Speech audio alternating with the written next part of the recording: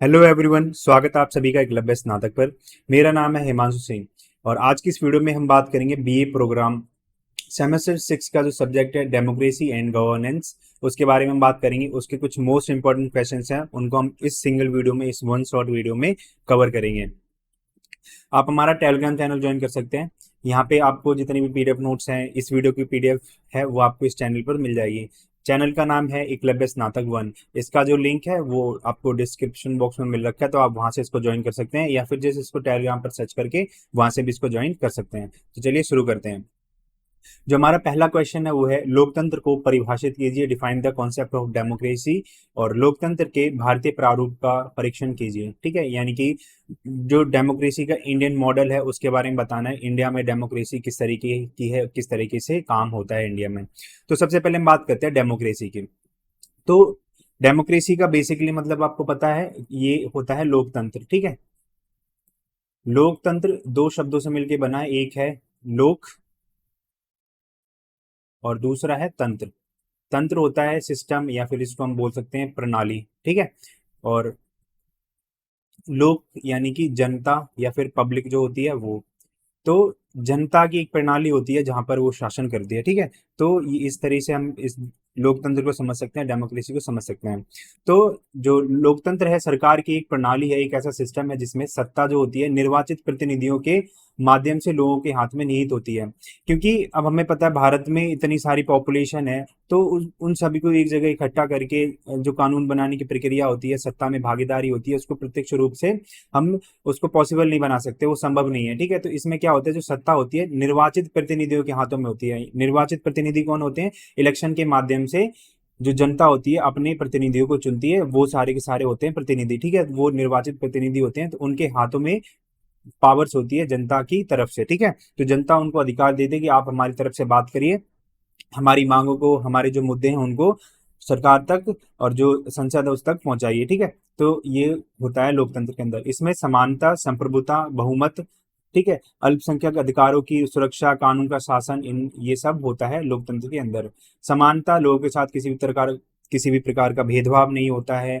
और संप्रभुता से आशय एक ऐसी इकाई से होता है, एक ऐसा कॉन्सेप्ट होता है जिसमें क्या होता है कि जो राज्य होता है, राज्य यानी कि जो सरकार होती है, वो स्वतंत्र होती है। उसके ऊपर कोई भी अंदरूनी दबाव नहीं पड़ सकता है, या फिर जो बाहरी दबाव होता है वो काम नहीं कर सकता है। ठीक है, तो अपने निर्णय लेने के लिए बिल्कुल स्वतंत्र रहती है।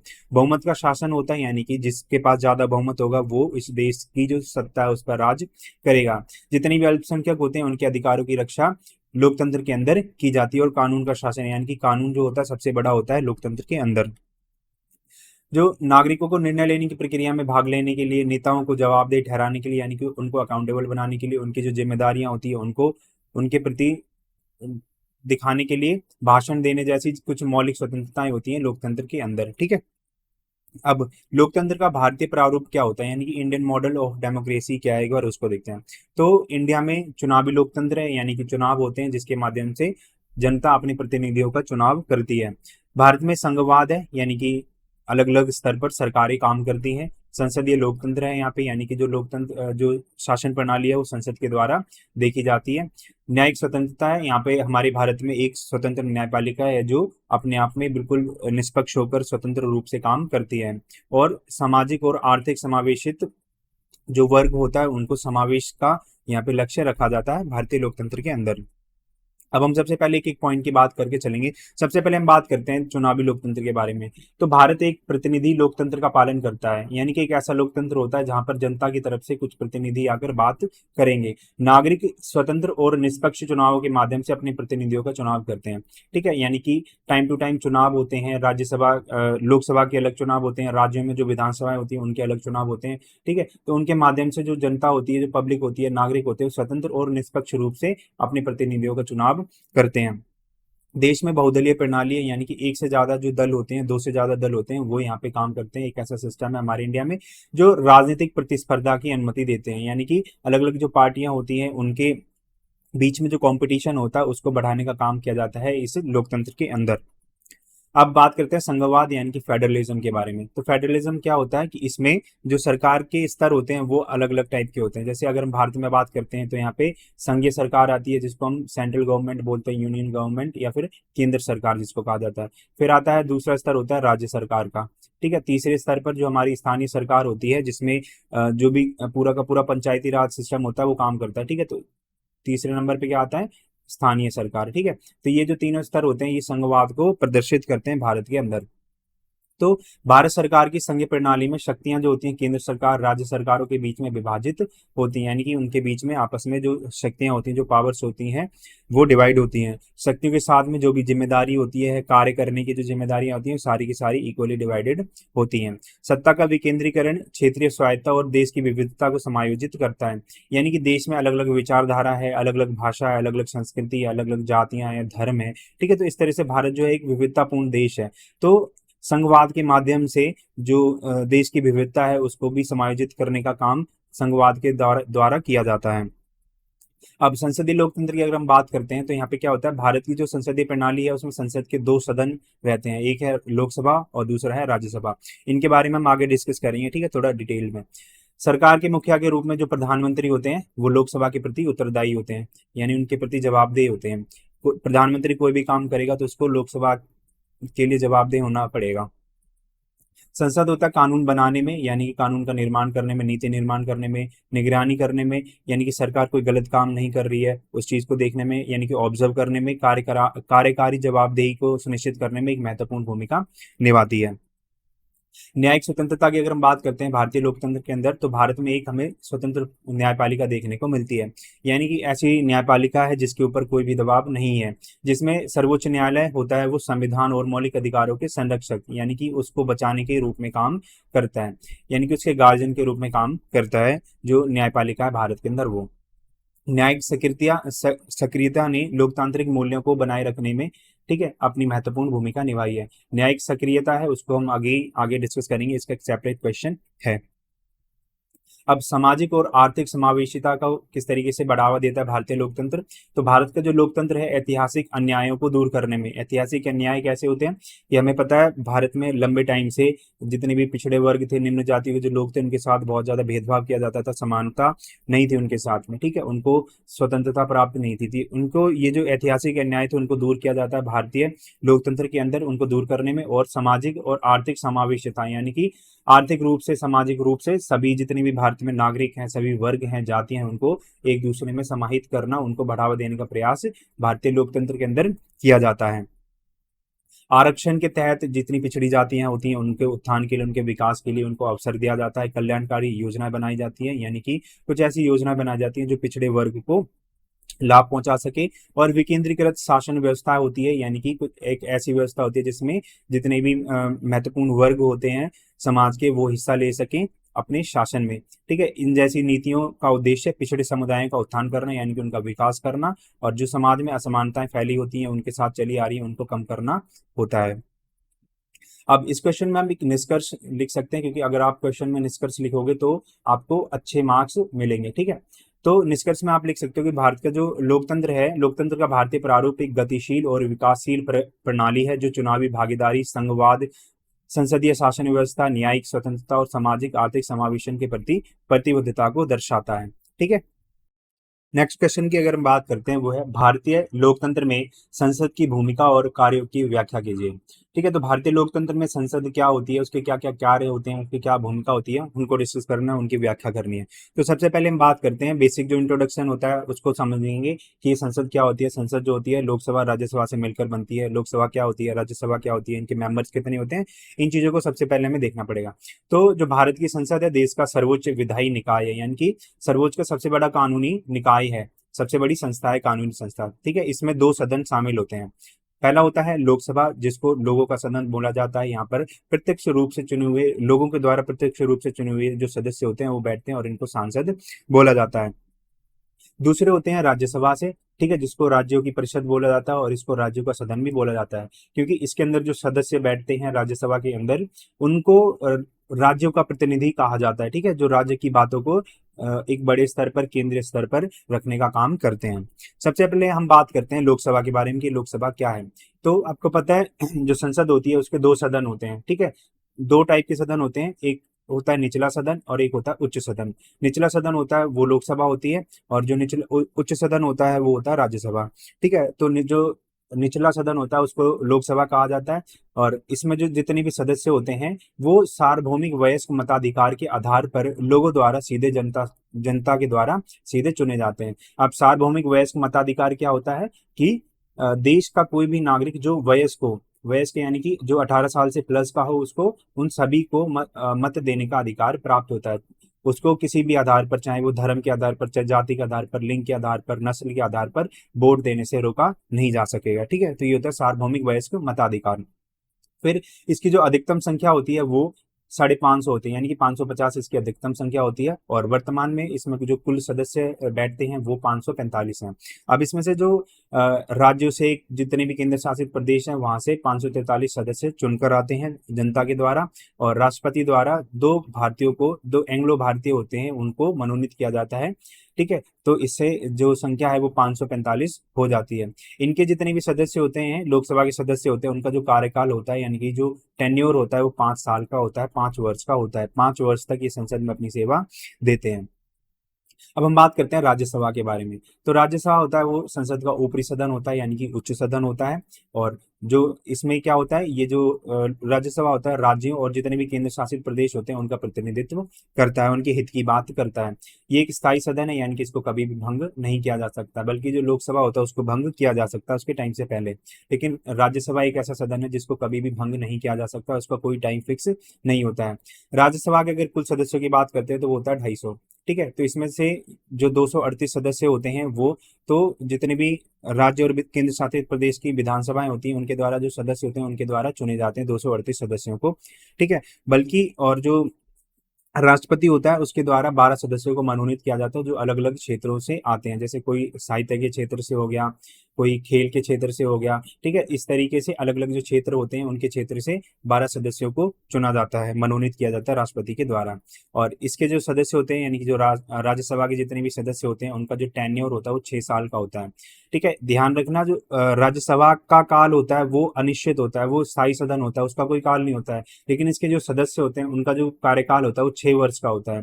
ठीक है, और बल्कि जो लोकसभा होता है उसका जो काल होता है, उसका जो कार्यकाल होता है वो 5 वर्ष का होता है, उसके सदस्यों का भी 5 वर्ष का होता है, पूरी लोकसभा का भी 5 वर्ष का होता है। अब हम इसकी भूमिका और कार्यों के बारे में बात करते हैं, यानी कि इसके क्या क्या फंक्शंस हैं, क्या इसकी इंपॉर्टेंस है। तो सबसे पहले इसके विधायी कार्यों के बारे में हम बात करेंगे। फिर ये जो होता है प्रतिनिधित्व करता है जनता का, राज्यों का। जो लोकसभा होता है या फिर जो सदन होता है जांच और निरीक्षण करता है सरकार का। वित्तीय नियंत्रण स्थापित करता है, यानी कि जो पैसे से संबंधित जो भी कंट्रोल होता है सरकार की तरफ से उसको कंट्रोल करने का काम संसद के द्वारा किया जाता है। संवैधानिक कार्यों को लोकसभा जो संसद होता है उसके द्वारा किया जाता है। नीति निर्माण यानी कि कानून को बनाने की जो प्रक्रिया होती है वो संसद में ही पारित होती है। जो सदन होता है, संसद होती है, वो राज्यों का प्रतिनिधित्व करती है राज्यसभा के माध्यम से। और जो सदन होती है, संसद होती है, वो संवैधानिक संशोधन करने का अधिकार उसको प्राप्त होता है। तो अब हम एक एक करके बात करेंगे। सबसे पहले हम बात करते हैं विधायी कार्यों के बारे में। तो संसद का काम क्या होता है, कानून बनाना। तो जो संसद होती है कानून बनाने के लिए जिम्मेदार होती है, उसके लिए अकाउंटेबल होती है। ये विधेयकों पर बहस करने के लिए, यानी कि जो भी कानून बनाने के लिए प्रस्ताव पारित किया जाता है उस पर बहस करने का काम संसद के अंदर किया जाता है, उन्हें पारित किया जाता है संसद में ही। ठीक है, उसके बाद पारित होने के बाद में राष्ट्रपति के जब उस पर सहमति मिल जाती है, हस्ताक्षर हो जाते हैं, तब वो कानून बन जाता है।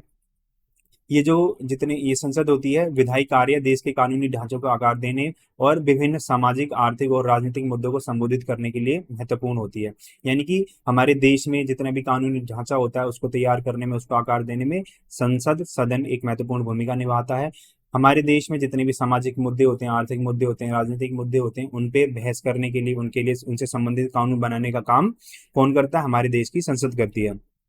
अब जो संसद होती है, सदन होते हैं, वो प्रतिनिधित्व करते हैं। तो संसद विविध हितों और आवाजों का प्रतिनिधित्व करता है, इसीलिए लोगों के माध्यम से प्रत्यक्ष रूप से कई सारे प्रतिनिधियों को, कई सारे सदस्यों को चुनकर संसद में बुलाया जाता है, जिससे कि वो उन क्षेत्रों का प्रतिनिधित्व कर सके। जो संसद सदस्य होते हैं चुनावों के माध्यम से चुने जाते हैं, यानी कि इलेक्शन होते हैं, जनता उनको प्रत्यक्ष रूप से चुनती है और मतदाताओं की चिंताओं और उनकी आकांक्षाओं को, यानी कि उनके जो स्वप्न होते हैं, उनकी जो चिंताएं होती हैं, उनका प्रतिनिधित्व किया जाता है और संसद में उस क्षेत्र की मांगों को रखते हैं। संसद प्रतिनिधियों को निर्वाचन क्षेत्रों की मांगों को उठाने के लिए एक मंच प्रदान किया जाता है, यानी कि जितने भी प्रतिनिधि होते हैं वो निर्वाचन क्षेत्रों में जो उनकी मांगे उठ रही हैं उनको संसद में पेश करते हैं उसको।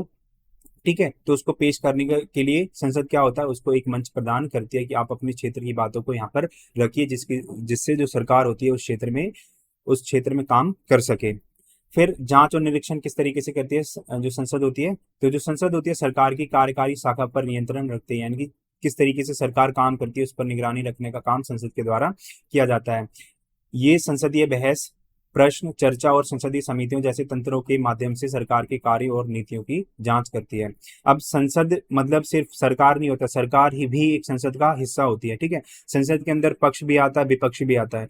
तो जो संसद होती है वो कंट्रोल करती है सरकार के ऊपर कि सरकार अपनी जो नीतियां बनानी बनानी होती हैं उनमें अपनी शक्तियों का गलत उपयोग ना कर सके। ठीक है, उस पर जो विपक्ष होता है वो बहस करता है, प्रश्न पूछता है, सरकार पर चर्चा करता है। ठीक है, अलग अलग तरह की जो समितियां होती हैं उनके माध्यम से संसद सरकार पर नियंत्रण रखने का, उस पर कंट्रोल कर रखने का काम करता है।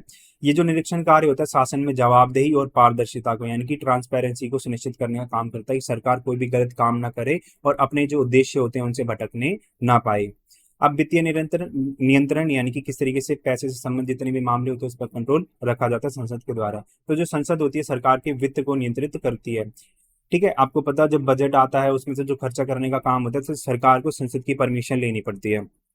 तो ये सरकार द्वारा प्रस्तुत बजट को मंजूरी देता है और सरकार के जो खर्चे होते हैं, सरकारी खर्चे होती हैं, उनकी जांच करता है कि सरकार कुछ भी अनावश्यक खर्च ना करे, कहीं गलत जगह खर्च ना करे। सरकार अपनी जितनी भी प्राथमिकताएं होती है उन पर ध्यान दे और उन्हीं पर काम करे। उन समाज में जितनी भी समस्याएं होती है उन पर फोकस होकर काम करे सरकार। सार्वजनिक धन के उपयोग में पारदर्शिता और जवाबदेही सुनिश्चित करने के लिए वित्तीय मामलों में संसद की भूमिका जो होती है वो महत्वपूर्ण हो जाती है। सरकार जो है ट्रांसपेरेंसी रखे कि उसने कितना पैसा कहाँ पे किस जगह पर खर्च किया है, किन किन प्राथमिकताओं को उसने पूरा किया है। जनता के प्रति उसकी जो जिम्मेदारी होती है, उसके जो दायित्व होते हैं, उसके जो कर्तव्य होते हैं, उनको लाने के लिए, उनको सुनिश्चित करने के लिए संसद होती है एक महत्वपूर्ण भूमिका निभाती है। अब जो संसद होती है वो संवैधानिक कार्यों को करती है। संसद जो होता है कई तरह के संवैधानिक कार्य करती है, जैसे संविधान में संशोधन करने का काम संसद के द्वारा किया जाता है। राष्ट्रपति और उपराष्ट्रपति का जो चुनाव होता है वो भी संसद के द्वारा किया जाता है। जितने भी उच्च अधिकारी होते हैं उन पर महाभियोग चलाने का काम होता है, यानी कि उनको रिटायर करने का जो काम होता है, अगर कोई भी गलत काम करता है उसको उसके खिलाफ एक ऐसा प्रस्ताव लाया जाता है जिससे कि उनको बर्खास्त किया जा सके। ठीक है, तो वो भी संसद के द्वारा पारित किया जाता है। तो राष्ट्रपति के चुनाव से संबंधित जितने भी विवाद होते हैं उनको हल करने का जो काम होता है संसद में किया जाता है। अब नीति निर्माण प्रक्रिया में जो संसद होती है सबसे महत्वपूर्ण काम करती है। संसद जो होती है राष्ट्रीय महत्व के विभिन्न मुद्दों पर चर्चा करती है, यानी कि उस पर बहस करते हुए विचार विमर्श करके नीति निर्माण में अपना महत्वपूर्ण योगदान देती है। अलग अलग तरह की जो विषय होते हैं उन पर बहस करती है, चर्चाएं करती है। समितियों की रिपोर्टों के माध्यम से संसद जो होती है सरकारी नीतियों को आकार देने में, यानी कि सरकार को किस तरह की नीतियां बनानी चाहिए उसमें एक महत्वपूर्ण भूमिका प्रदान करती है अपनी। अब जो संसद होती है राज्यों का प्रतिनिधित्व भी करती है।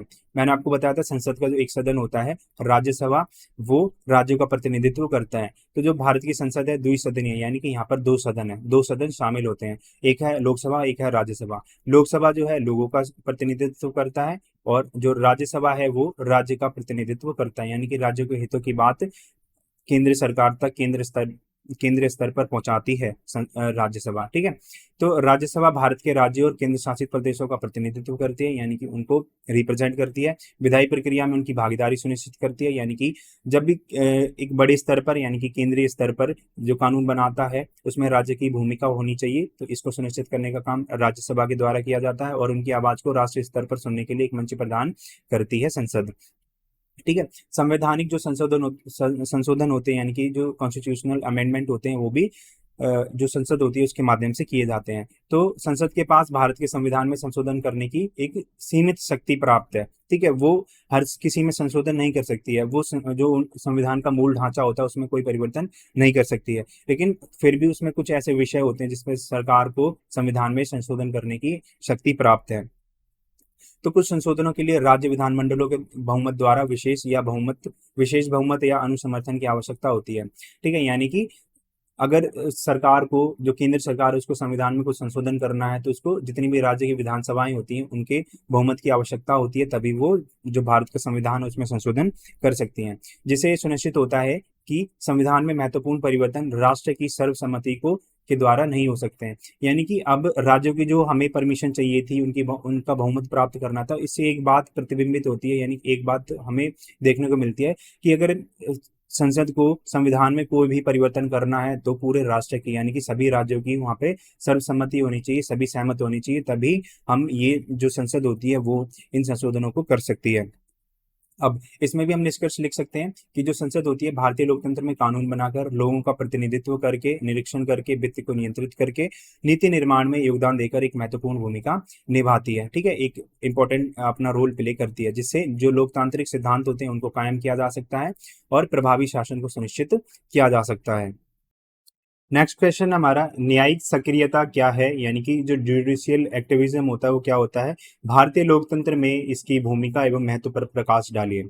अब देखो यहाँ पे हम एक चीज को समझते हैं, एक एग्जाम्पल के साथ हम बात करते हैं। जैसे कि जो मणिपुर में हुआ था, ठीक है, मणिपुर में जो दंगे हुए थे वहां पर महिलाओं के साथ बहुत ज्यादा अत्याचार किया गया था।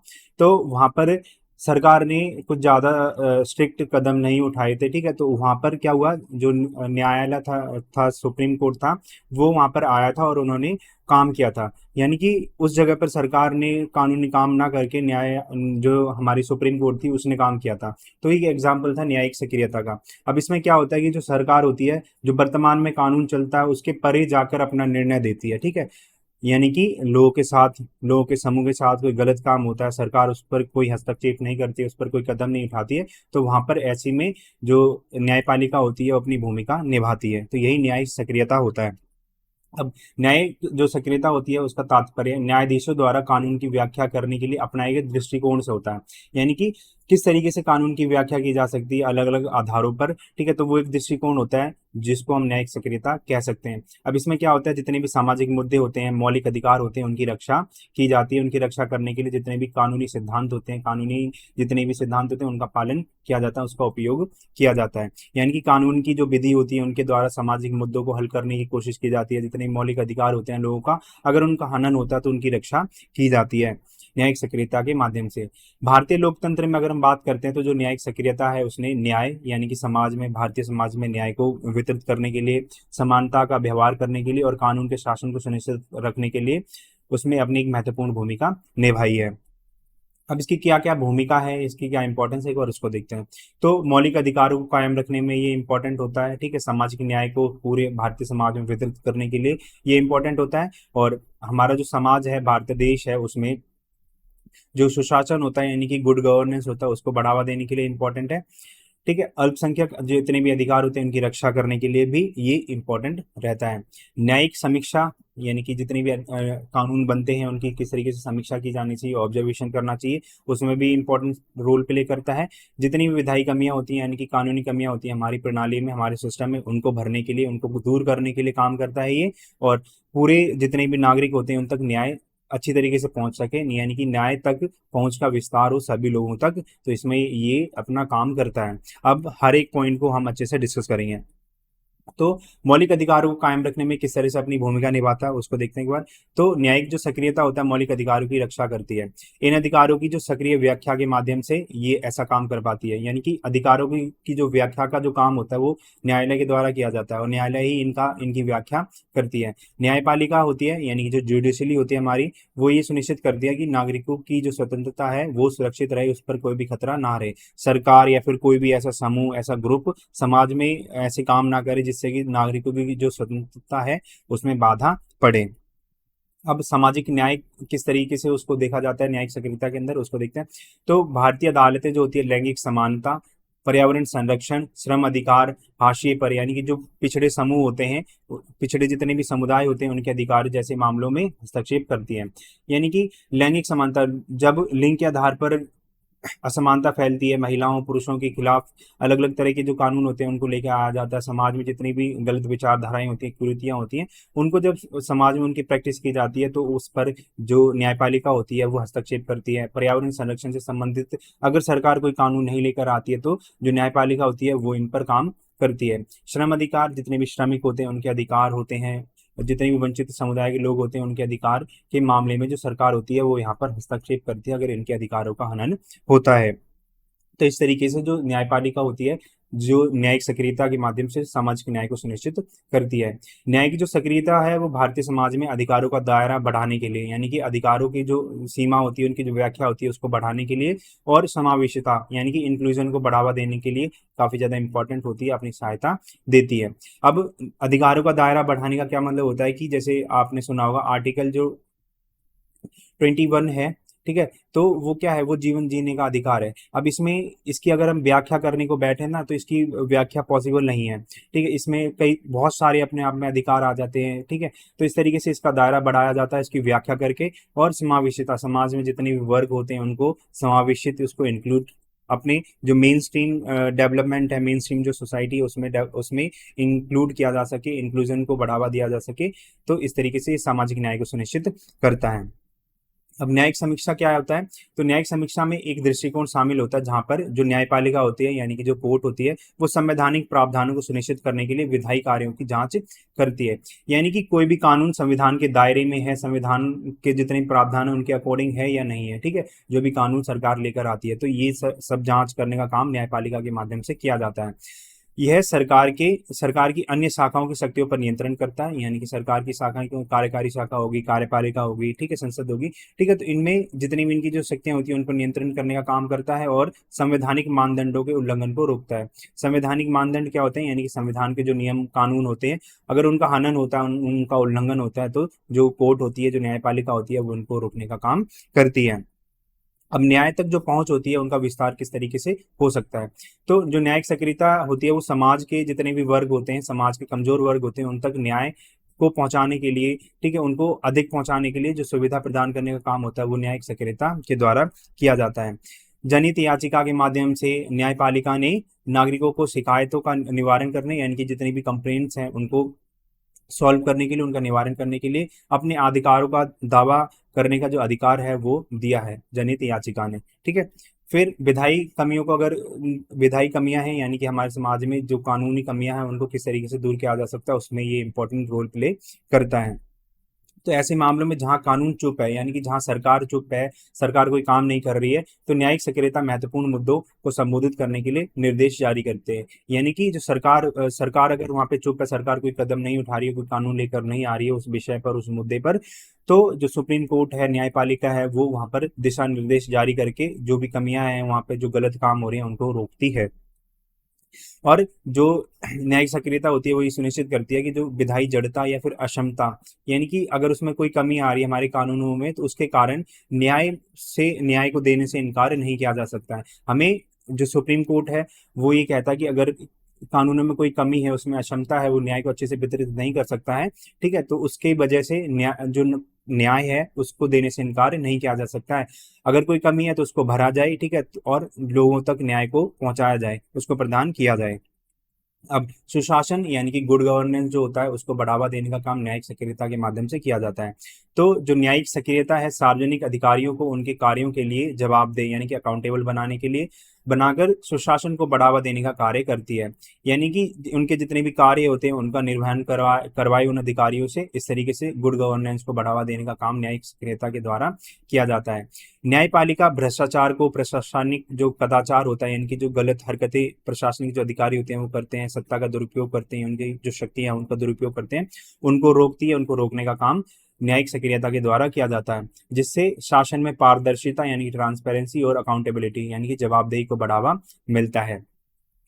अब अल्पसंख्यक जितने भी होते हैं यानी कि जो माइनॉरिटीज होते हैं उनके अधिकारों की रक्षा की जाती है। तो भारत के विविध समाज को अल्पसंख्यक अधिकारों की सुरक्षा पर विशेष ध्यान देने की आवश्यकता है, क्योंकि इनकी जो संख्या है वो कम कम है, और किसी भी देश में अगर किसी समुदाय की, ठीक है, किसी वर्ग की जनसंख्या कम होती है, उनके साथ शोषण किया जाता है। तो ऐसे में हमारा जो समाज है काफी ज्यादा विविधतापूर्ण है, विविधता से भरा हुआ हमारा देश है। तो ऐसे में एक आवश्यकता उठती है कि जितने भी अल्पसंख्यक वर्ग हैं उनके अधिकारों की सुरक्षा की जाए।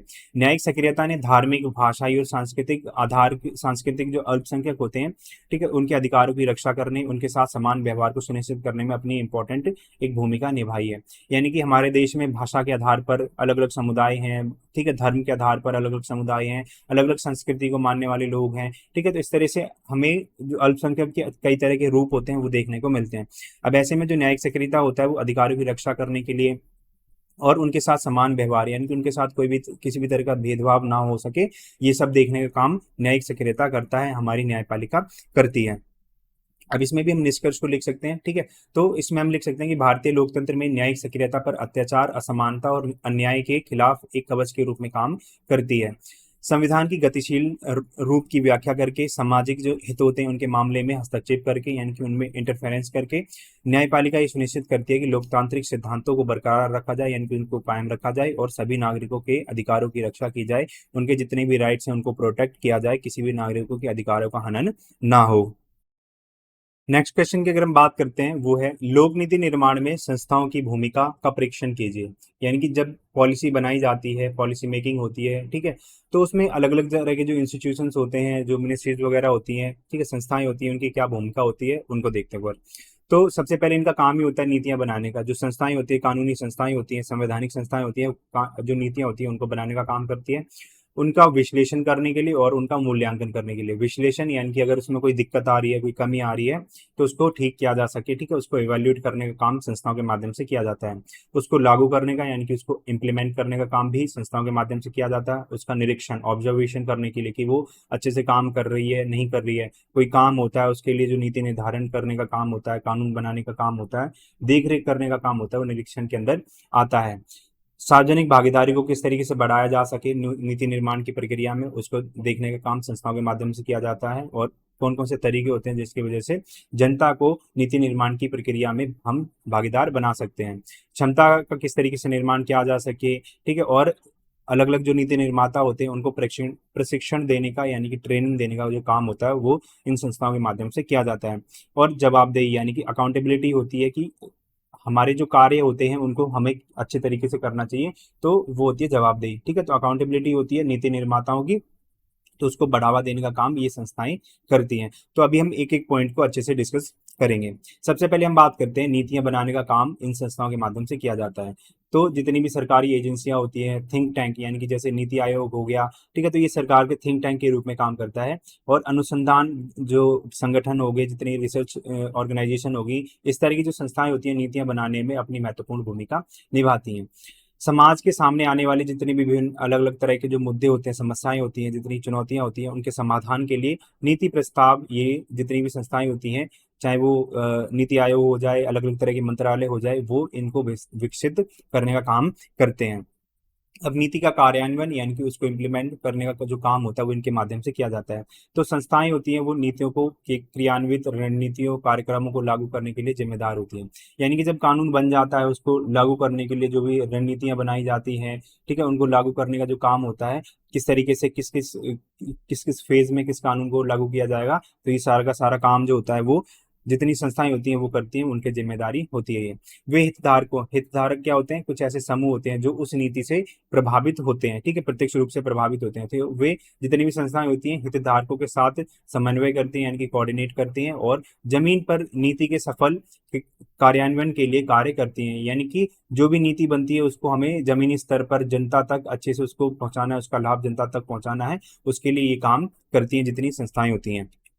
अब निरीक्षण करने का काम संस्थाओं के माध्यम से किया जाता है। तो कानूनों, जितने भी नियम होते हैं, मानक होते हैं, यानी कि स्टैंडर्ड्स होते हैं, उनके पालन की निगरानी में महत्वपूर्ण भूमिका निभाती हैं। यानी कि अलग अलग तरह की जो संस्थाएं होती हैं वो अच्छी तरीके से कानूनों का पालन करें, जितने नियम होते हैं, जितने स्टैंडर्ड्स होते हैं, मानक होते हैं, उनका अच्छी तरीके से पालन करें, ठीक है। तो उनकी देख रेख करने के लिए जितनी संस्थाएं होती है वो निगरानीकर्ता के रूप में अपनी भूमिका निभाती हैं। तो बाजारों में जितने उद्योग होते हैं उनके संचालन के लिए, उनके कामकाज को सुनिश्चित करने के लिए जितने नियम निर्धारण का काम होता है, नियम को निर्धारित करने का जो काम होता है वो इन संस्थाओं के माध्यम से किया जाता है। अब नियम निर्धारण हो जाता है, नियम बन जाते हैं, उनको लागू किया जाता है, उनका निरीक्षण करने का काम संस्थाओं के माध्यम से किया जाता है। तो ये इसकी भूमिका होती है।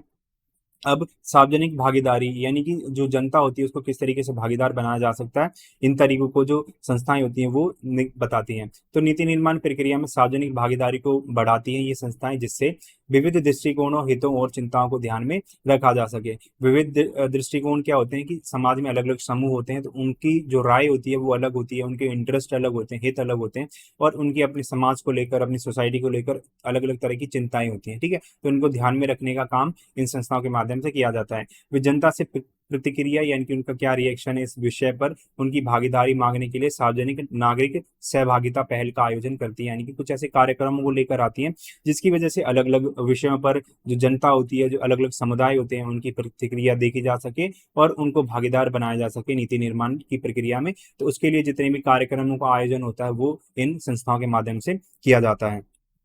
अब किस तरीके से क्षमता निर्माण किया जाता है और प्रशिक्षण किया जाता है संस्थाओं के माध्यम से।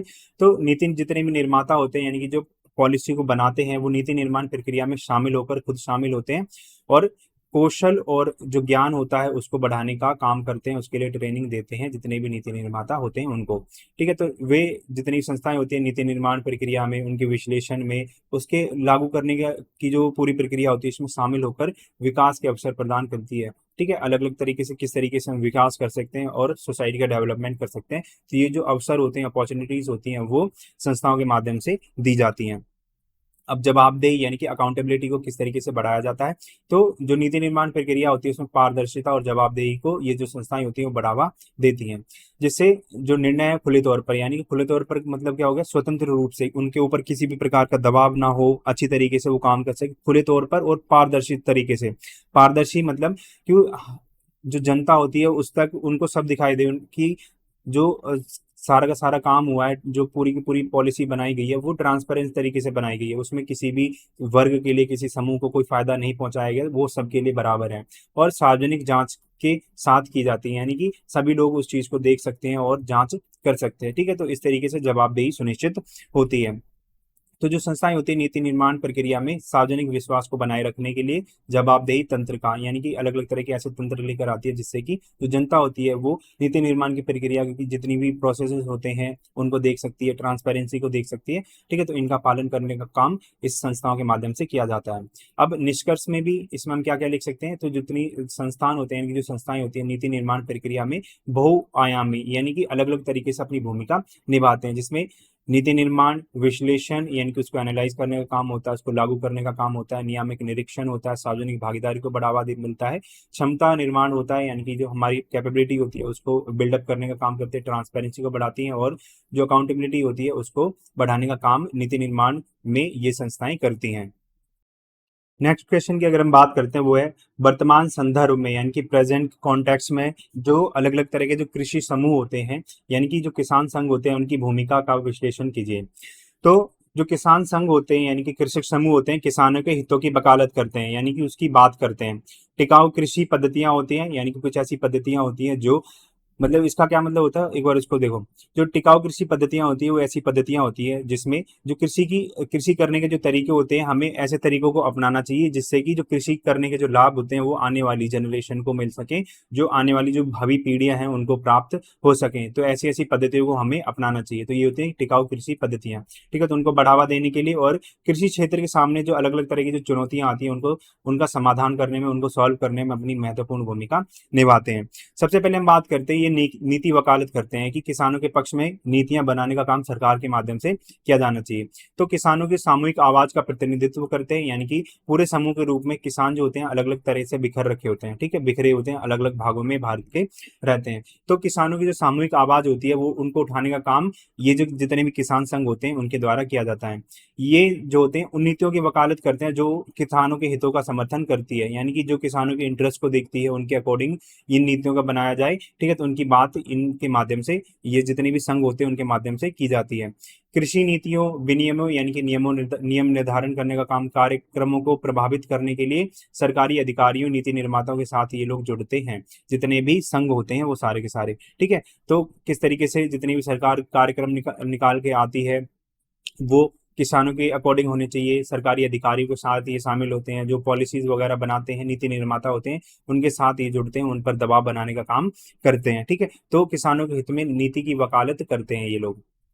क्षमता निर्माण और शिक्षा में किस तरीके से करते हैं, अपनी भूमिका देते हैं। तो किसानों को उनकी कृषि पद्धतियों, उत्पादकता यानी कि किस तरीके से प्रोडक्शन को बढ़ाया जा सके, उनका जो रहन सहन का स्तर होता है, आजीविका होती है, ठीक है, उसमें किस तरीके से सुधार किया जा सके, तो इन चीज़ों के लिए ट्रेनिंग देने का जो काम होता है वो इन संघों के माध्यम से किया जाता है। जितने भी किसान यूनियन होती हैं वो ये काम करती हैं। वे नई नई टेक्नोलॉजियों की जानकारी किसानों तक पहुंचाती है, उनको प्रसारित करती हैं।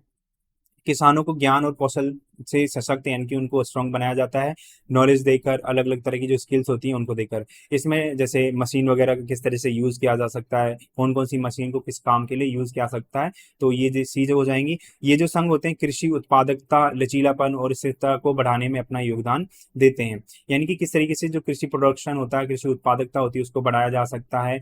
और जो भी फसल उगाई जाती है, जो भी पद्धति लेकर चलाई जाती है किसानों के द्वारा, उसको अच्छी तरीके से लचीला बनाया जा सके, ठीक है। और स्थिरता, बाजार में स्थिरता जो आती है, जो कोई किसी भी उत्पाद का रेट ज्यादा ना जाए, कम ना हो जाए, ठीक है। तो स्थिरता बढ़ाने में ये अपनी भूमिका देते हैं, ठीक है। बाजार तक पहुंच को ये सुनिश्चित करते हैं, किसानों को बाजार तक पहुंचने में उनकी मदद करते हैं। उच्च कीमतों पर बातचीत करने की जो शक्ति होती है उसमें सुधार करने की ये बात करते हैं, उसमें मदद करने का काम ये लोग करते हैं, ठीक है। बाजारों तक पहुंचने में जो किसान होते हैं उनको किसी भी तरह की समस्या ना आ सके, रोड अच्छे होने चाहिए, ठीक है, जो भी पूरा इंफ्रास्ट्रक्चर होता है वो अच्छा होना चाहिए। उनके साथ उचित कीमतों पर उनको उनसे किसानों का जो माल होता है वो खरीदा जाना चाहिए मंडियों के अंदर, ठीक है। तो उसमें जो भी सुधार करने का काम होता है वो इन संघों के माध्यम से किया जाता है। सीधे बाजार संपर्क, मूल्य संवर्धन यानी कि मूल्य में किस तरीके से वृद्धि की जा सके उसकी सुविधा प्रदान करते हैं।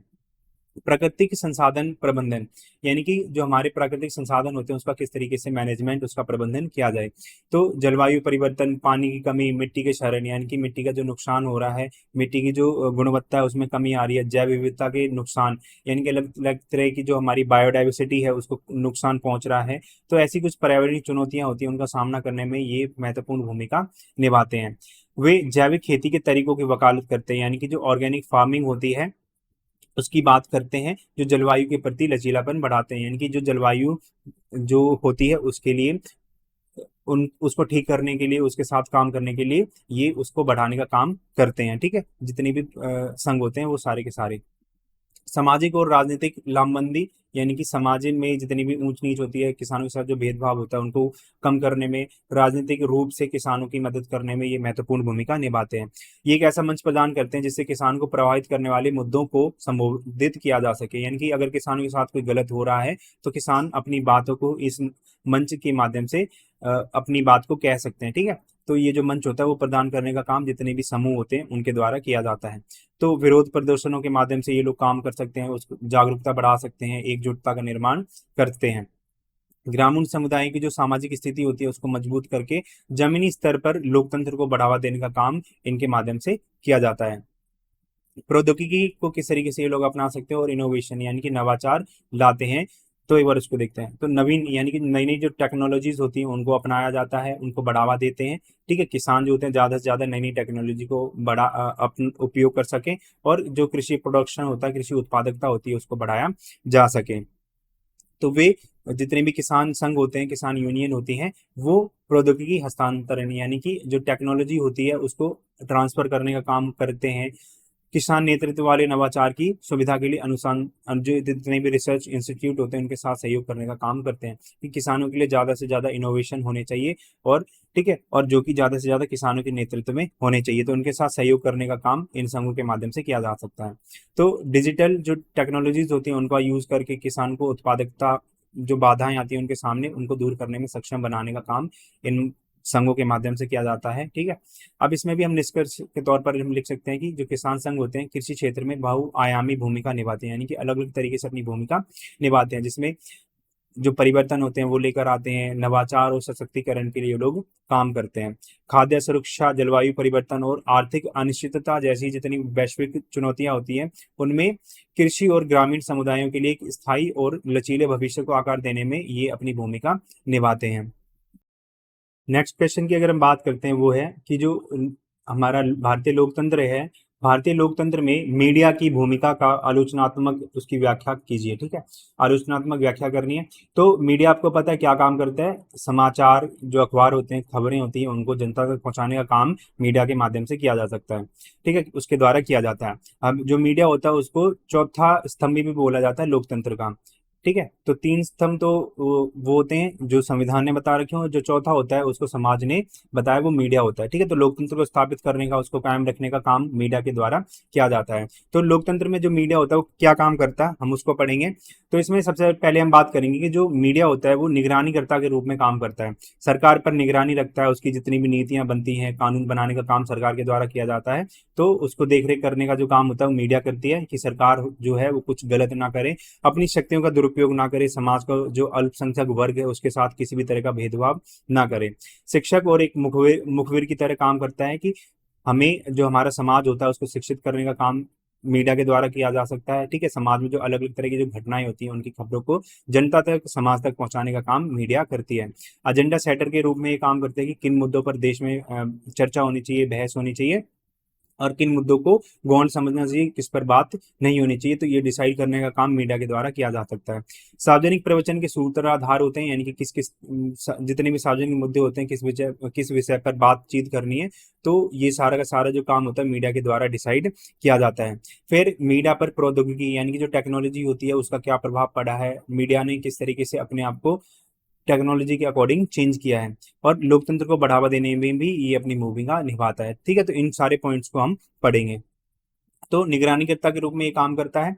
तो जो मीडिया होता है सरकारी कार्यों की निगरानी करके, भ्रष्टाचार को उजागर करने के, और एक निगरानीकर्ता के रूप में काम करता है। ठीक है, सरकार की निगरानी का मतलब मैं आपको बता चुका हूँ क्या होता है। सरकार की जो नीतियां होती हैं, पॉलिसी मेकिंग जो प्रोसेस होता है, उसको देख रेख करने का काम मीडिया के द्वारा किया जा सकता है। इसमें जितने भी अल्पसंख्यक होते हैं, समाज के पिछड़े वर्ग होते हैं, उनके साथ सरकार किसी भी तरह का भेदभाव ना करे, सरकार उनके कल्याण के लिए भी काम करे। ठीक है, तो उस तरीके से निगरानी की जाती है, और सरकार की तरफ से कोई भी भ्रष्टाचार ना हो उसको देख रेख करने का, जो निरीक्षण करने का काम होता है वो मीडिया करती है। जो कुछ मीडिया आउटलेट्स हैं, यानी कि कुछ मीडिया हाउसेज ऐसे हैं जो सनसनीखेजता और खोजी कठोरता की कमी, यानी कि उनके अंदर अंदर तक किसी भी खोज खोज करने की जो क्षमता होती है उसकी कमी देखने को मिलती है, तो वो इसकी जो निगरानीकर्ता की जो भूमिका होती है उसको प्रभावित करते हैं, उसको कम करने का काम कर रहे हैं। अब शिक्षक और मुखबिर कैसे होता है मीडिया, तो नागरिकों को घटनाओं, नीतियों और सार्वजनिक महत्व के मुद्दों के बारे में जानकारी देने का जो काम होता है वो मीडिया के द्वारा किया जाता है, उसमें अपनी महत्वपूर्ण भूमिका निभाती है। मीडिया की सनसनीखेजता, यानी कि अच्छी तरीके से उसकी छानबीन करने का काम होता है, वो उसमें कमी आती है। ठीक है, कमी आ रही है धीरे धीरे, गलत सूचनाएं मीडिया जो है अलग अलग फैला रही है, और कवरेज में गहराई की कमी आ रही है, यानी कि ज्यादा डीप में जाकर कवरेज नहीं कर पा रही है, इतने इसके जो अलग अलग पक्ष होते हैं समाज के उनको उजागर नहीं कर रही है। तो ठीक है, तो इसकी जो चिंताएं हैं वो आज के टाइम पे पैदा हो रही हैं, और वो अपनी जित भूमिका है उससे भटक रही है। अब एजेंडा सेटर के रूप में ये काम करता है कि किस किस विषय पर वाद विवाद होने चाहिए, किस विषय पर बात होनी चाहिए और किस विषय पर बात नहीं होनी चाहिए। ठीक है, तो इस तरीके से जो एजेंडा सेट करने का काम होता है वो मीडिया के द्वारा किया जाता है। तो मीडिया यह निर्धारित करता है, यानी कि इस चीज का निर्धारण किया जाता है कि किन मुद्दों पर ध्यान दिया जाए और उन्हें किस तरीके से तैयार किया जाए। ठीक है, तो ये जो करने का काम होता है वो मीडिया के द्वारा किया जाता है। मीडिया के व्यवसायिक हित, यानी कि कमर्शियल इंटरेस्ट को उन्होंने अगर प्राथमिकता दे रखी है, तो उनकी प्राथमिकताओं को विकृत कर सकते हैं, और महत्वपूर्ण मुद्दों की उपेक्षा, यानी कि उनको अनदेखा कर सकते हैं। अब व्यवसायिक हित क्या होते हैं, कि जो मीडिया है आज के टाइम पे एडवर्टीजमेंट का सबसे बड़ा स्रोत होता है। ठीक है, सबसे बड़ा मतलब ये कह सकते हैं सबसे बड़ा एक ग्राहक होता है, कि वो एडवर्टीजमेंट दिखा सकता है। तो वहाँ पर अलग अलग तरह की जो संस्थाएं होती हैं, कंपनियां होती हैं, वो उनसे इंटरेस्ट, उनके साथ पार्टनरशिप कर लेती हैं। ठीक है, तो वहाँ पर अपने जो कमर्शियल हित होते हैं उनको लेकर आती है, व्यावसायिक हित को प्राथमिकता देते हैं। ठीक है, तो इससे जितनी भी उसकी नैतिक जो प्राथमिकताएं हैं जो मीडिया को अब विरासत के रूप में मिली हैं, तो उसमें कमी आती है। ठीक है, उसको प्रभावित कर सकते हैं, और जितने भी महत्वपूर्ण मुद्दे होते हैं उनको इग्नोर कर सकती है मीडिया। अब सार्वजनिक प्रवचन के सूत्रधार होते हैं, तो मीडिया जो होता है एक ऐसा मंच प्रदान करता है जिससे सार्वजनिक बहस और संवाद की सुविधा मिलती है। यानी कि समाज में जितने अलग अलग समूह होते हैं वो बहस कर सकते हैं, संविधान संवाद कर सकते हैं। ठीक है, तो मीडिया एक ऐसा प्लेटफॉर्म प्रदान करता है। तो मीडिया जो होता है ध्रुवीकरण, असहमति वाले विचारों को चुप कराने को लेकर चिंताएं पैदा होती जा रही हैं। यानी कि मीडिया का जो झुकाव है वो एक तरफ रहता है। ठीक है, कभी वो पक्ष की तरफ चली जाती है यानी कि सरकार की तरफ रहती है, कभी वो विपक्ष की तरफ से चली जाती है। और असहमति वाले जितने भी विचार होते हैं, ठीक है, तो उनको चुप कराने को लेकर आज के टाइम पे मीडिया से संबंधित जो चिंताएं हैं वो पैदा हो चुकी है, और जो कि बातचीत को समाज के अलग अलग जो वर्ग होते हैं, सरकार और नागरिकों के बीच में जो बातचीत होती है, संवाद होता है, उसको कमजोर कर रही है।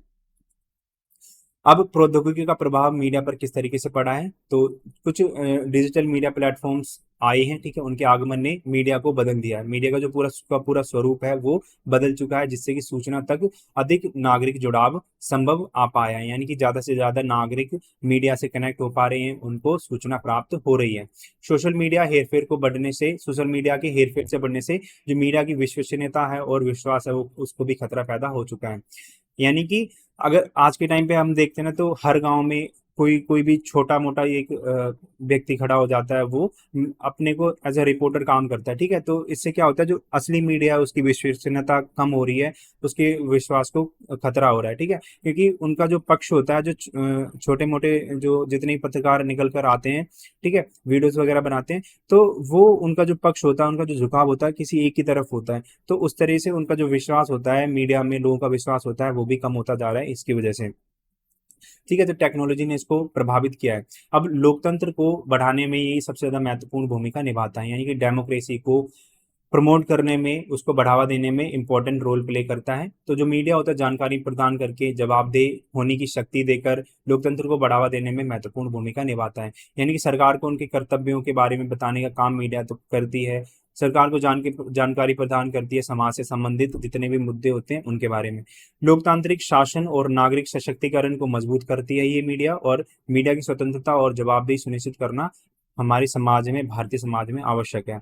यानी कि मीडिया को हमें उनके कर्तव्यों के बारे में बताना पड़ेगा, उनको समझाना पड़ेगा, और मीडिया की स्वतंत्रता यानी कि सरकार उस पर कोई कंट्रोल ना कर सके, उस पर प्रतिबंध नहीं लगा सके। ठीक है, तो ये कुछ ऐसे मुद्दे होते हैं जिसकी वजह से लोकतंत्र बढ़ सकता है, लोगों के पास, मीडिया के पास अभिव्यक्ति की स्वतंत्रता रहेगी। ठीक है, तो इसकी वजह से लोकतंत्र को बढ़ावा मिल सकता है।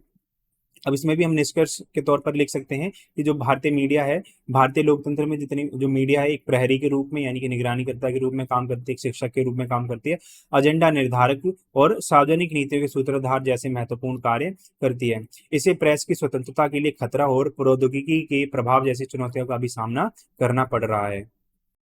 नेक्स्ट क्वेश्चन की अगर हम बात करते हैं, वो है भारतीय संघवाद के लक्षणों का परीक्षण कीजिए, भारतीय संदर्भ में सहयोगशील संघवाद के विचार का विश्लेषण कीजिए। अब सबसे पहले हम समझते हैं संघवाद होता क्या है। तो संघवाद एक ऐसी शासन व्यवस्था होती है जहां पर एक राज्य में, एक राष्ट्र में सरकार के अलग अलग स्तर काम करते हैं। यहाँ पर शक्तियों का बंटवारा हो रखा है, शक्तियों का विभाजन होता है। जैसे अगर हम भारत की बात करते हैं, तो भारत में आपको पता है सरकार के 3 स्तर होते हैं। सबसे पहले आता है केंद्र सरकार, ठीक है, दूसरा है राज्य सरकार, और जो तीसरा है जिसको संविधान के द्वारा मान्यता प्राप्त है, वो है स्थानीय सरकार। ठीक है, जिसको पंचायती राज व्यवस्था भी बोला जाता है। अब यहाँ पे क्या होता है, अलग अलग जितने भी स्तर होते हैं उनकी जिम्मेदारियां होती है, उनकी शक्तियों का निर्धारण जो संविधान है उसके द्वारा कर रखा होता है। ठीक है, तो इनके पास अलग अलग शक्तियां होती हैं, इनकी जिम्मेदारियां अलग अलग होती हैं, इनकी शक्तियों का दायरा सीमित होता है। ठीक है, तो ऐसे ही काम करते हैं। तो इसी पूरी की पूरी व्यवस्था होती है, इसी को संघवाद बोला जाता है।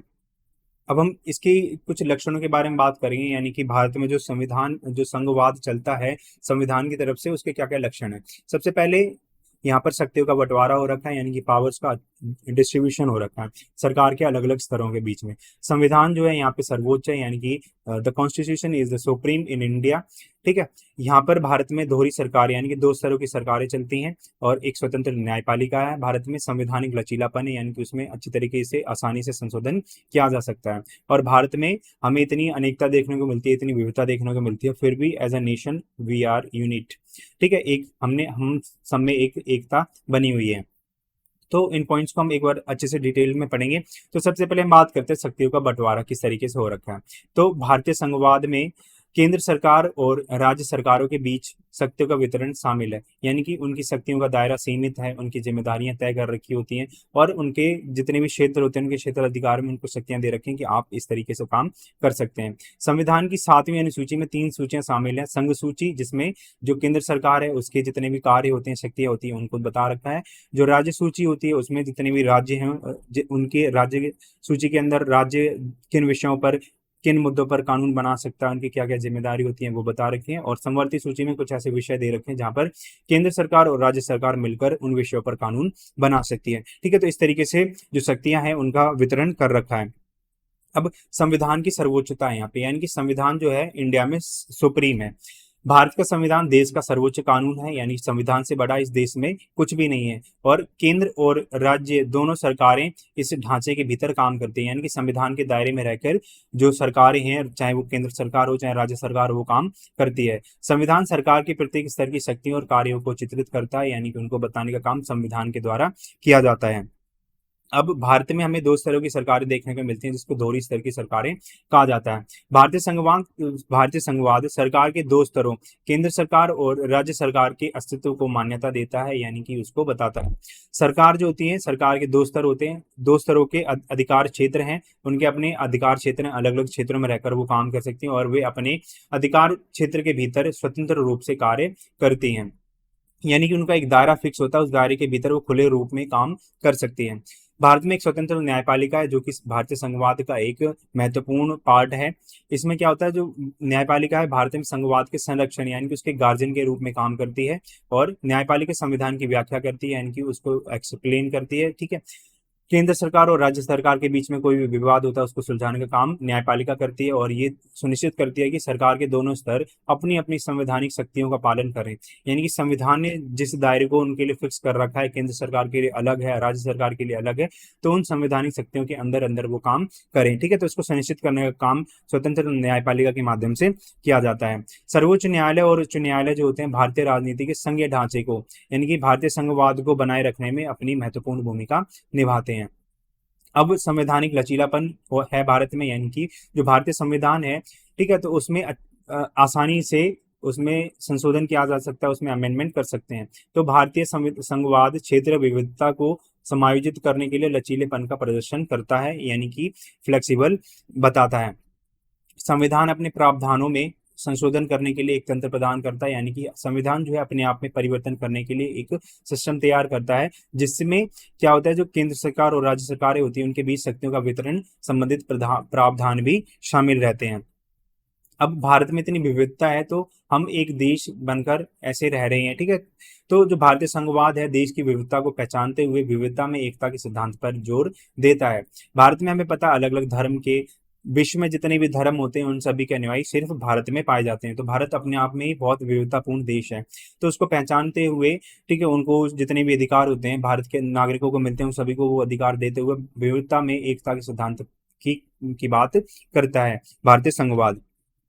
केंद्र सरकार राष्ट्रीय एकता और अखंडता के लिए एक रूपरेखा तैयार करती है, उसका ड्राफ्ट तैयार करती है और भारत की जो एकता है, अखंडता है, उसको सुनिश्चित करने का काम केंद्र सरकार के माध्यम से किया जाता है। संघीय संरचना क्षेत्रीय आकांक्षाओं और पहचानों के समायोजन की अनुमति देती है, यानी कि अलग अलग क्षेत्रों में उनकी अलग पहचान होती है, उनकी अलग आकांक्षाएं होती हैं, उनकी अलग उम्मीदें होती हैं सरकार से। ठीक है, तो उन सभी को पूरा करने की अनुमति संघीय जो संरचना है, संघीय भारतीय संघवाद है, वो प्रदान करता है। अब हम बात करते हैं सहयोगशील संघवाद के बारे में। सहयोगशील संघवाद क्या होता है कि हमें पता है जो संविधान है उसमें 2 स्तर की जो सरकारें हैं उनको मान्यता दे रखी है, एक है केंद्र सरकार और दूसरी है राज्य सरकार। ठीक है, तो दोनों के पास में अलग अलग तरह की शक्तियां हैं और उनकी जिम्मेदारियां हैं। अब दोनों के पास शक्तियां हैं तो ऐसे में क्या होगा, उनके पास संघर्ष भी आएगा। तो यही जो सहयोगशील संघवाद होता है वो कहता है कि एक दूसरे के साथ संघर्ष में काम करने की बजाय, यानी कि लड़ाई करने के बजाय सहयोग और समन्वय के द्वारा काम किया जाए। ठीक है, तो इसकी बात सहयोगशील संघवाद करता है, जिसको सहकारी संघवाद भी कहा जाता है। अब इसमें भारत में ये सब काम होता है तो इसके लिए कुछ प्रावधान दे रखे हैं, जैसे अंतर सरकारी संबंध, यानी कि जो अलग अलग तरह की सरकारें होती हैं उनके बीच में किस तरीके से संबंध रहेंगे, रिलेशन रहेंगे, उनको किस तरीके से कोऑर्डिनेट किया जाएगा, तो वो भी इसमें इसका प्रोविजन है। वित्तीय हस्तांतरण किस तरीके से रहेगा, यानी कि जो फंड होता है उसको किस तरीके से अलग अलग स्तरों पर ट्रांसफर किया जाएगा, केंद्र सरकार से राज्य सरकार के बीच में जो जो फाइनेंस होता है, जो फंड होता है, उसको किस तरीके से ट्रांसफर किया जाएगा, तो वो इसमें आता है। नीति समन्वय यानी कि जब पॉलिसी बनती है, नीति का निर्माण किया जाता है, तो अलग अलग जो सरकारें होती हैं, संस्थाएं होती हैं, उनके बीच में किस तरीके से कोऑर्डिनेशन रहेगा। विकेंद्रीकरण और सशक्तिकरण होता है, यानी कि जो शक्तियां होती हैं वो एक जगह पर केंद्रीकृत ना रहकर अलग अलग जितने भी समुदाय होते हैं, जितनी संस्थाएं होती हैं, इनको मिले। अब प्रौद्योगिकी और नवाचार किस तरीके से जो संवाद होता है उसको बढ़ावा देता है, हम उसको बात करेंगे। तो सबसे पहले हम बात करते हैं अंतर सरकारी संबंधों के बारे में। तो केंद्र सरकार और राज्य सरकार के बीच में सहयोगात्मक संबंध शामिल होते हैं, यानी कि आपस में सहयोग करके वो काम करते हैं। अब इसमें क्या होता है, जो अंतर राज्य परिषद होती है, यानी कि राज्य के अंदर एक परिषद होती है जो कोऑर्डिनेटर की तरह काम करती है। राष्ट्रीय विकास परिषद होती है जो पूरे देश के लिए काम करती है। ठीक है, तो इस तरह के कुछ मंच हैं, कुछ सरकारी मंच हैं, और प्रधानमंत्री के साथ मुख्यमंत्री की बैठकें शामिल होती हैं, जिस पर राष्ट्रीय महत्व के जितने मुद्दे होते हैं उन पर बातचीत होती है, परामर्श होता है और समन्वय की सुविधा भारतीय संघवाद, सहयोगशील संघवाद प्रदान करता है। अब वित्त का हस्तांतरण किस तरीके से होता है, तो केंद्र सरकार सहायता अनुदान, राजस्व साझाकरण व्यवस्था और केंद्र प्रायोजित योजनाओं के माध्यम से राज्यों को वित्तीय सहायता प्रदान करती है। यानी कि जो राज्य सरकार को फंड किस तरीके से मिल सकता है, एक तो सहायता अनुदान केंद्र सरकार देती है, जो राजस्व केंद्र सरकार लेती है तो उसको राज्यों की सरकारों के साथ साझा करती है। ठीक है, तो इस तरह की व्यवस्था का प्रावधान है। और केंद्र सरकार कुछ योजनाओं को लेकर आती है तो उसको पूरे भारत में इम्प्लीमेंट करने के लिए, ठीक है, तो उसके लिए काम करने के लिए जो फंड देने का काम होता है वो केंद्र सरकार राज्य सरकारों को देती है। और भारत में वित्त आयोग भी काम करता है, जो कि समान राजकोषीय संघवाद सुनिश्चित करते हुए केंद्र सरकार और राज्य सरकार के बीच में वित्तीय संसाधनों का वितरण करता है। यानी कि समान रूप से जितना भी राजकोष होता है उसको अच्छी तरीके से वितरित किया जाए, इसका जो काम होता है वो वित्त आयोग करता है।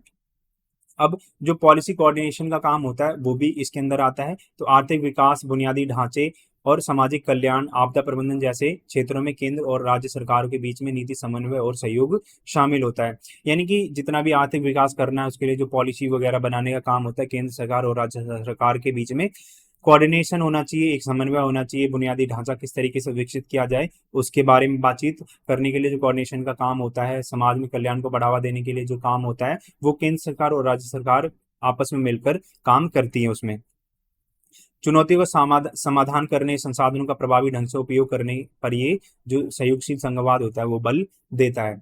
अब विकेंद्रीकरण और सशक्तिकरण किस तरीके से इस चीज को बढ़ावा देता है, तो जो सहकारी संघवाद है, यानी कि जो सहयोगशील संघवाद होता है, शासन के विकेंद्रीकरण और स्थानीय सरकारों के सशक्तिकरण को बढ़ावा देता है। स्थानीय सरकार जो पंचायती राज व्यवस्था होती है, जिसमें ग्राम पंचायत, पंचायत समितियां, जिला परिषद, ये सभी आती हैं, इनको शक्तियां देने की बात की जाती है विकेंद्रीकरण के अंदर। ठीक है, तो उसको बढ़ावा देने का काम जो भारत का सहकारी संघवाद है, सहयोगशील संघवाद है, वो काम करता है। संविधान में पंचायतों और नगर पालिकाओं की स्थापना का प्रावधान है, यानी कि उसकी स्थापना की बात संविधान के अंदर कर रखी है। तो केंद्र सरकार स्थानीय संस्थाओं को मजबूत करने के लिए वित्तीय सहायता प्रदान करती है।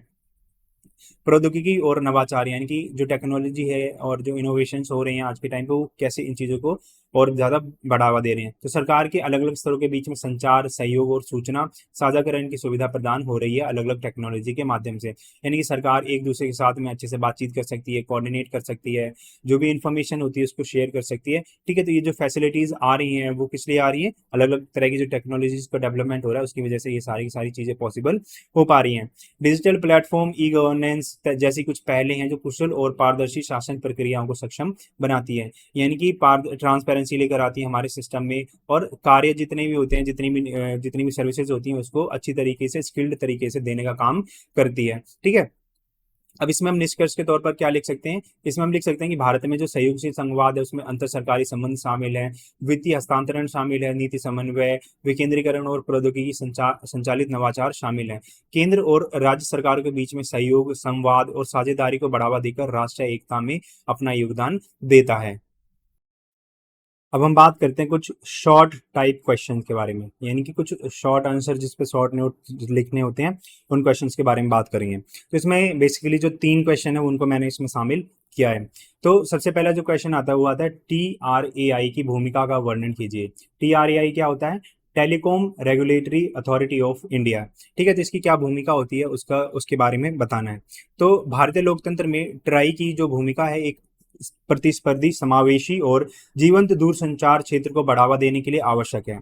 यानी कि एक ऐसा माहौल बनाती है जिसमें अलग अलग तरह की जो कंपनियां होती हैं, जो सर्विस प्रोवाइडर होते हैं, उनके बीच में कंपटीशन हो, जितने भी लोग होते हैं उनको आप उसमें समावेश किया जा सके, यानी कि उनका इंक्लूजन किया जा सके और दूरसंचार को बढ़ावा दिया जा सके। यानी कि एक अच्छी तरीके से अच्छा जो दूरसंचार होता है, टेलीकम्युनिकेशन होती है, उसको बढ़ावा मिल सके, उसके लिए ये काम करती है। अब इसमें क्या होता है, जो उपभोक्ता होते हैं उनके हितों की सेवा करने का काम टीआरई करती है। डीआरआई आर्थिक विकास को बढ़ावा देती है और देश में जो डिजिटल परिवर्तन लाते हैं उनमें अपनी महत्वपूर्ण भूमिका देती है।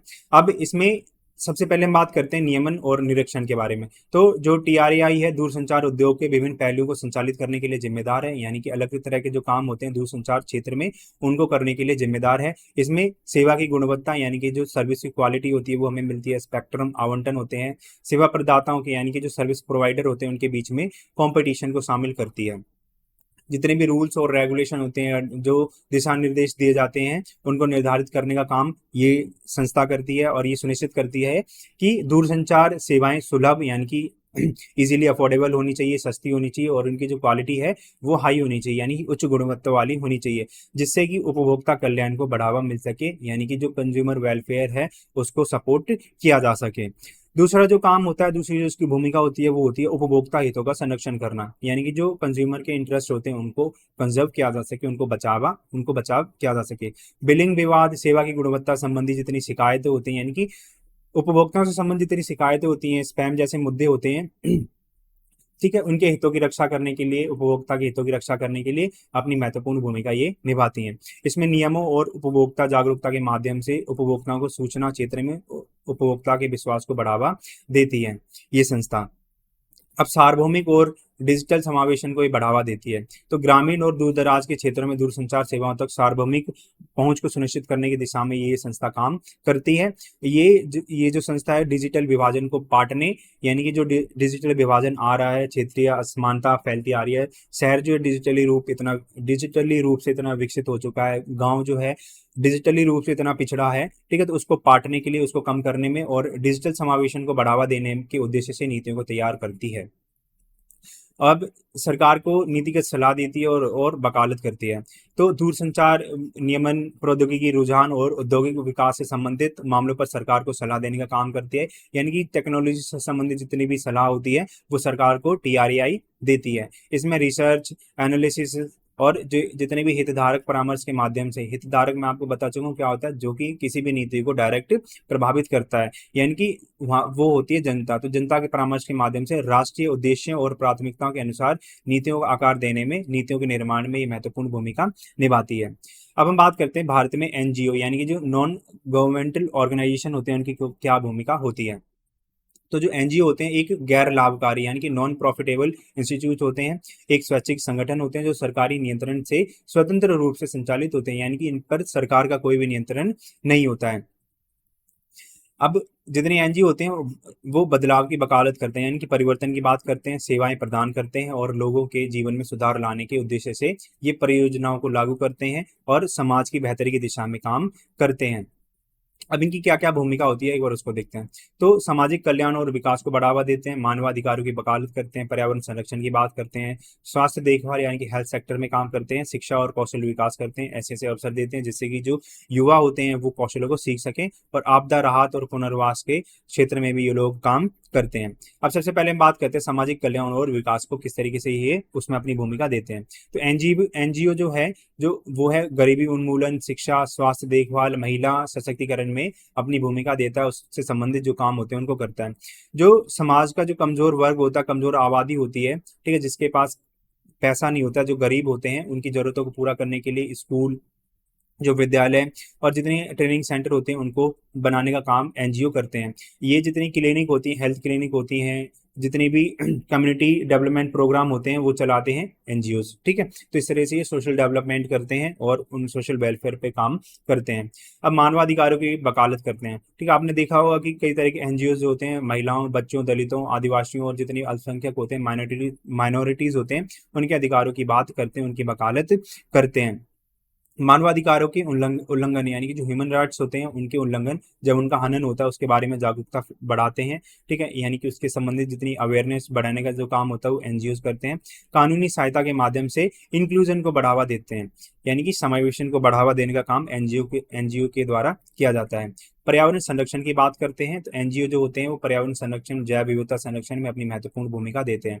पर्यावरण को अच्छी तरीके से हमें बचा कर रखना है, जो जैव विविधता है उसको बचा कर रखना है, तो उसके संबंधित जो भी कार्यक्रम, नीति निर्धारण का जो काम होता है वो एनजीओ को परामर्श के माध्यम से होता है।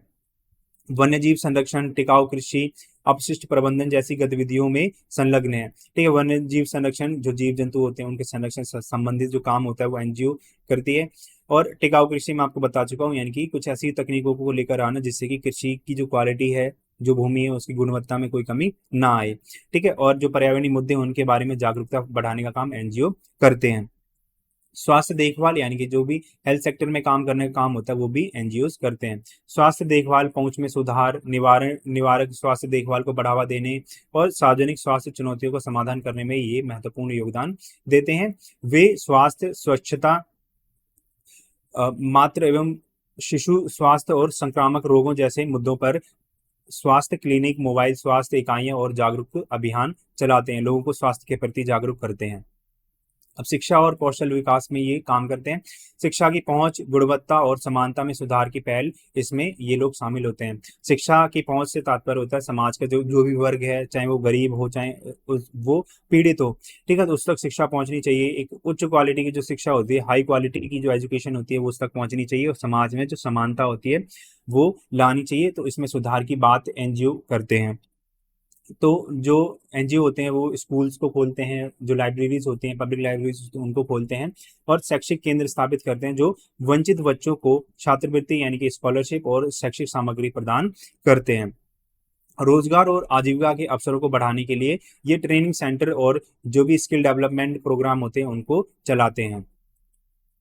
आपदा राहत और पुनर्वास, जब आपने देखा होगा कई तरह की प्राकृतिक घटनाएं घटती हैं, ठीक है, प्राकृतिक आपदाएं आती हैं, तो उसमें राहत करने का काम, उन लोगों को पुनर्वास करवाने का जो काम होता है एनजीओ के द्वारा किया जाता है। तो बाढ़, चक्रवात, भूकंप और सूखे जैसी प्राकृतिक आपदाओं के दौरान आपदा प्रतिक्रिया, राहत और पुनर्वास प्रयासों में ये अपनी महत्वपूर्ण भूमिका निभाते हैं। जो भी लोग इनसे प्रभावित हो रखे हैं, प्रभावित समुदाय को आपातकालीन सेवाएं यानी कि जो इमरजेंसी सर्विसेज होती हैं उनको देने का, शेल्टर में उनको रोकने का काम, उनको भोजन पहुंचाने का काम, जो मेडिकल फैसिलिटीज, जो मेडिकल एड होता है उनको देने का काम, ये सब इसमें अपनी सहायता प्रदान करते हैं। अब इसमें निष्कर्ष के तौर पर हम लिख सकते हैं कि भारत में जो गैर सरकारी संगठन यानी कि जो एनजीओ हैं वो सामाजिक परिवर्तन, विकास और सशक्तिकरण के महत्वपूर्ण एजेंटों के रूप में काम करते हैं।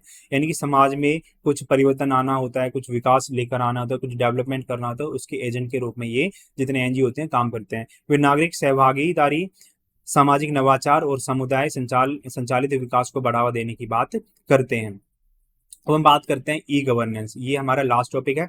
अब ई गवर्नेंस क्या होता है? ई गवर्नेंस होता है इलेक्ट्रॉनिक गवर्नेंस, यानी कि गवर्नेंस क्या का एक रूप होता है जिसमें जितनी भी सर्विसेज होती हैं वो इलेक्ट्रॉनिक रूप में, डिजिटली रूप में जनता तक पहुंचाई जाती हैं। सार्वजनिक सेवाओं की डिलीवरी में सुधार, प्रक्रियाओं को व्यवस्थित करने और सरकार और नागरिकों के बीच बातचीत को बढ़ावा देने के लिए सरकारों द्वारा सूचना और संचार प्रौद्योगिकी यानी कि आईसीटी का के उपयोग को बढ़ावा देती है। ठीक है, तो ये होता है ई गवर्नेंस।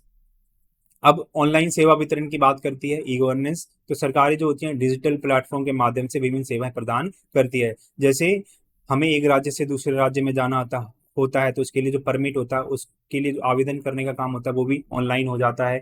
जो टैक्स होता है उसका हमें पे करना होता है, उसका भुगतान करना होता है, वो भी ऑनलाइन हो जाता है। स्वास्थ्य सेवा होती है, स्वास्थ्य देखभाल तक पहुंच बनाने के लिए जो भी रजिस्ट्रेशन वगैरह का होता है, जो भी अपॉइंटमेंट बुक करने का काम होता है वो भी आज के टाइम पे ऑनलाइन हो जाता है। सरकारी जो नीतियां होती हैं उनसे लाभ करने के लिए जो भी आवेदन करना होता है वो भी अब ऑनलाइन हो जाता है। तो इस तरह से कहने का मतलब है कि सरकार जो भी अपनी नीतियां बनाती है, सेवा लेकर आती है, तो उसको ऑनलाइन हम उसका बेनिफिट उठा सकते हैं। तो ऑनलाइन सेवा वितरण ई गवर्नेंस में पॉसिबल हो पाता है। डिजिटल संचार हो पाता है, यानी कि डिजिटल कम्युनिकेशन होता है। सरकारें जो होती है सूचना प्रसारित करती हैं, नागरिकों के साथ संवाद करती हैं और उनकी क्या क्या रिएक्शन है उस चीज़ को लेकर, उनकी जो प्रतिक्रिया होती है उनको इकट्ठा करने के लिए वेबसाइटों, ईमेल और सोशल मीडिया जितने भी प्लेटफॉर्म होते हैं उनका उपयोग करती है। ई भागीदारी कैसे बढ़ती है इसमें, तो ई गवर्नेंस होती है, इसका उद्देश्य क्या होता है, सार्वजनिक परामर्श, फीडबैक तंत्र और भागीदारी बजटिंग के लिए ऑनलाइन प्लेटफॉर्म के माध्यम से निर्णय लेने की प्रक्रिया में नागरिक भागीदारी को बढ़ाती है।